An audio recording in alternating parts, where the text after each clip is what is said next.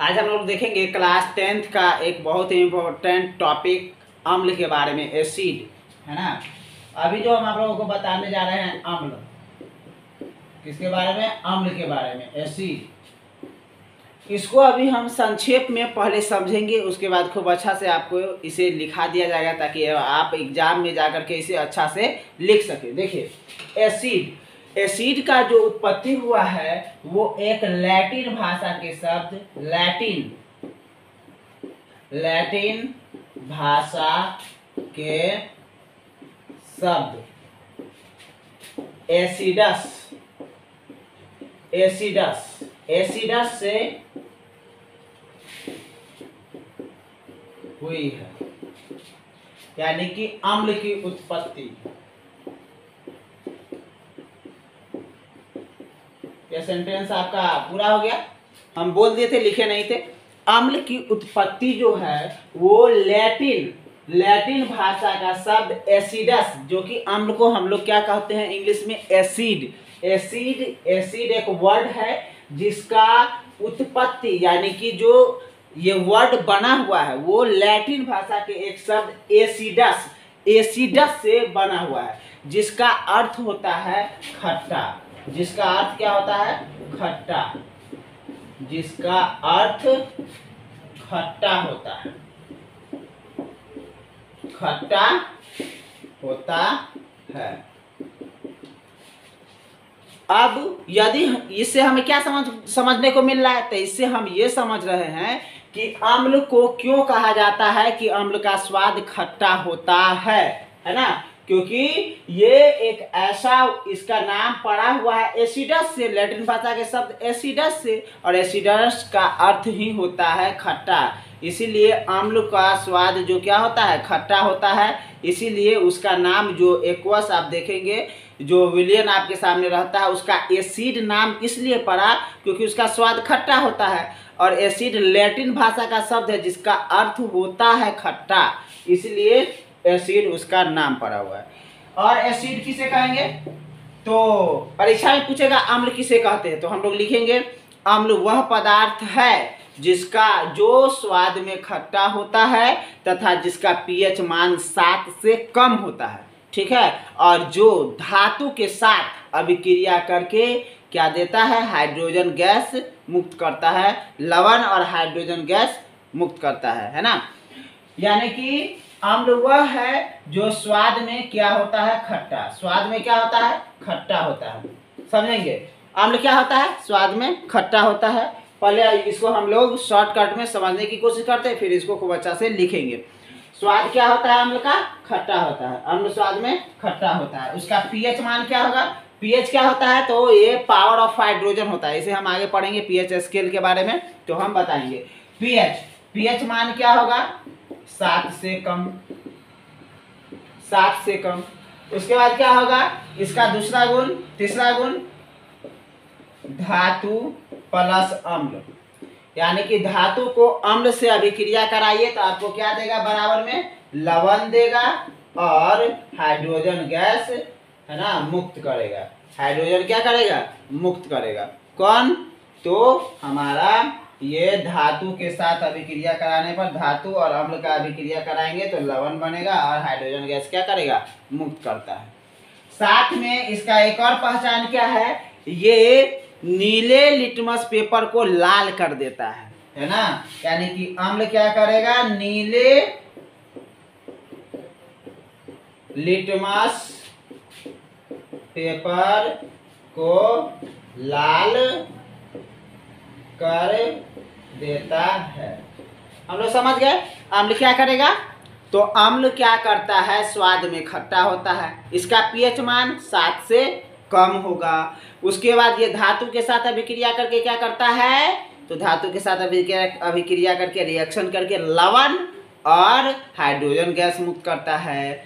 उसके बाद इसका एक और पहचान क्या है कि अम्ल नीले लिटमस पेपर को क्या करता है? लाल कर देता है, ठीक है।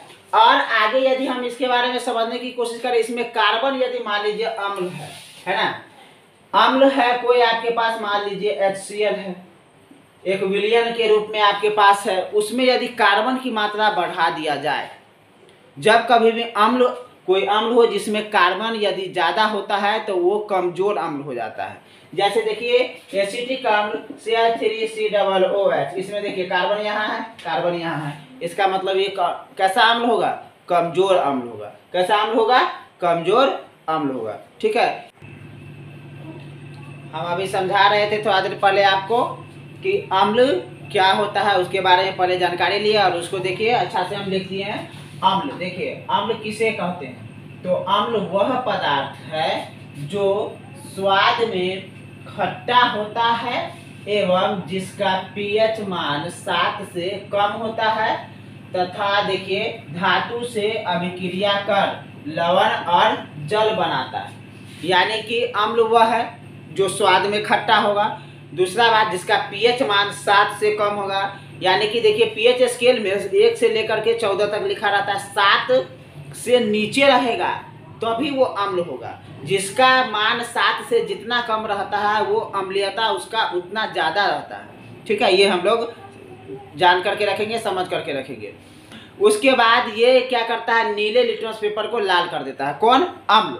ठीक है, और यह धातु से अभिक्रिया करके क्या करता है? लवण और जल बनाता है। तो यहाँ पर दो चीज हम आपको दिखा रहे हैं। देखिए जैसे कोई अम्ल हम लिए हैं HCl, इसको जैसे हम आयरन के साथ रिएक्शन कराएंगे तो ये देखिए ये सभी धातु प्लस चार्ज रखते हैं, सभी को पता है ना। तो ये क्लोरीन इसके साथ माइनस रखता है तो ये Fe के साथ चला जाता है Cl। आपको पता है Fe का वैलेंसी 2 आ जाता है, इसमें Cl 2 हो जाएगा और उसके बाद ये क्या होगा? हाइड्रोजन 2 रिलीज करता है। यहाँ पर आप क्या करेंगे? इसको बैलेंस कर देंगे। यहाँ पर हाइड्रोजन 2 है तो इसको 2 से गुना कर दीजिए, क्लोरीन 2 हो गया। अब यहाँ पर क्या हो गया? हमारा क्लोरीन 2 है और यहाँ पर जो आयरन है हमारा 1 है, यहाँ भी आयरन 1 है, हो गया। यानी कि कोई भी यहाँ पर आप धातु ले सकते हैं। जैसे HCl के साथ आप जिंक ले लिए तो जिंक को रिएक्शन कराएंगे तो क्या होगा? फिर यहाँ पर जिंक आ जाएगा, Cl यहाँ पर 2, उसके बाद हाइड्रोजन रिलीज करेगा, ये लवण बना देता है। उसके बाद यहाँ से देखेंगे आप तो क्लोरीन 2 है, 2 से इसको गुना कर दीजिए, हाइड्रोजन 2 हो जाएगा, इधर भी हाइड्रोजन क्लोरीन 2, ये बैलेंस हो गया। बैलेंस कर देंगे तो ये हम देख लिए कि कोई भी अम्ल के साथ यदि धातु कोई भी मेटल रिएक्शन करता है तो वो लवण और हाइड्रोजन गैस मुक्त करता है। यही बात हम आपको लिखे हैं कि धातु से अभिक्रिया कर लवण और जल बनाता है। ठीक है, अब इसमें हम लोग समझते हैं कि एक दूसरा गुण इसका यह है कि ये लिटमस पेपर को क्या करता है? लाल कर देता है। नीले लिटमस पेपर को लाल कर देता है। देखिए हमारे पास अभी HCl है, हमारे पास ये क्या है?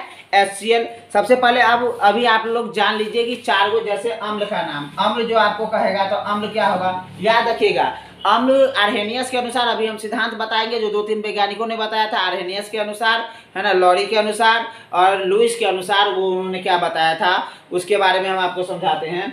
तो ये आर्हेनियस क्या बोला था कि जल में घुल करके अम्ल क्या करता है? हमें H+ देता है। और जो हमारे था ब्रोस्टन और लॉरी ने क्या बताया था? वो ये बताया था कि प्रोटॉन देने का टेंडेंसी रखता है और वो बताया था कि इलेक्ट्रॉन को क्या करता है? प्राप्त करने का। तो वही बात हुआ, हाइड्रोजन में क्या होता है? न्यूट्रॉन तो होता नहीं है, प्रोटॉन रहता है, इलेक्ट्रॉन रहता है।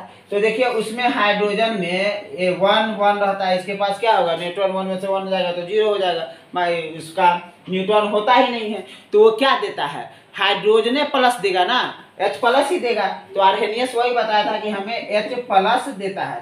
तो ये याद रखेंगे H+ देता कैसे है? इसका मतलब ये है कि अम्ल में H रहता है, हाइड्रोजन रहता है, तभी तो H+ देता है ना। तो वो अम्ल क्या करता है? एसिड क्या करता है? हाइड्रोजन हमें H+ कब देता है? उसमें क्योंकि H रहता है। तो ये पहचानने के लिए हमेशा के लिए याद रख लेंगे कि एसिड में H हमेशा से अवेलेबल रहता है, हाइड्रोजन रहेगा ही। जैसे देखिए आप 4-5 अम्ल का नाम जानिए।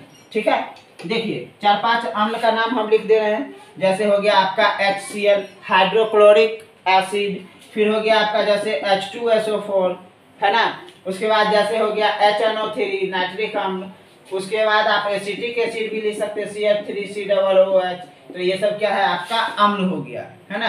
ये 4-5 नाम अम्ल का आप याद रखेंगे हमेशा। कौन कौन, जैसे हो गया HCl, H2SO4, HNO3, CH3COOH, है ना। ये सब 4 है ना अम्ल का नाम जैसे हम आपको दे दिए कि देखिए सब में हाइड्रोजन अवेलेबल है। यहाँ हाइड्रोजन है, यहाँ हाइड्रोजन है, यहाँ हाइड्रोजन है, यहाँ हाइड्रोजन है, ठीक है।